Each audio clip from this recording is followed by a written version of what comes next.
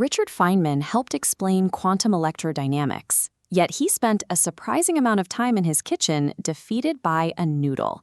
He could not understand why a single piece of dry spaghetti refuses to break in half.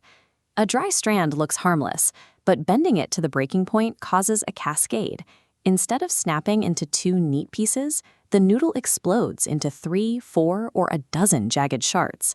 This diagram illustrates the mechanism.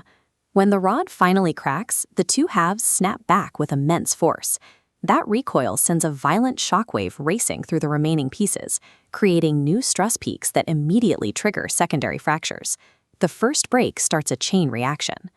Decades later, a team at MIT discovered that by adding a severe twist to the strand before bending it, they force the snapback energy down a different pathway. It redistributes into untwisting the pasta, allowing the rod to safely separate into exactly two pieces. This reveals that a dry noodle is a material system of stored energy and structured motion.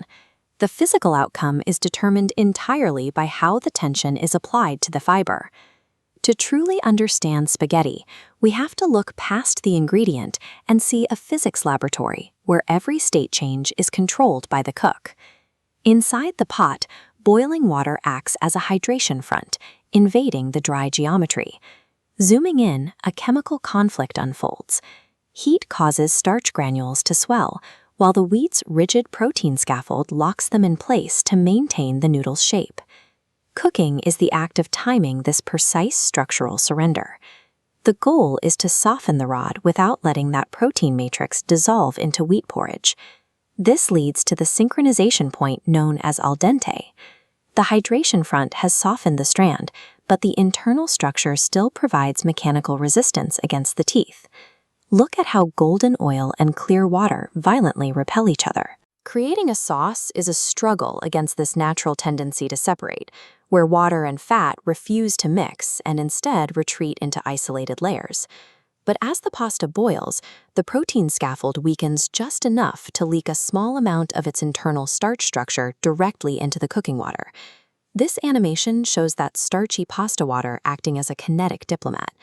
Adding it to the pan thickens the liquid and forces tiny droplets of fat to remain suspended inside the water, forming a stable emulsion. A perfect sauce relies on recycling the pasta's own leaked structural integrity to negotiate a truce between incompatible fluids. This is why adding olive oil to a pot of drained pasta to prevent sticking is a mistake.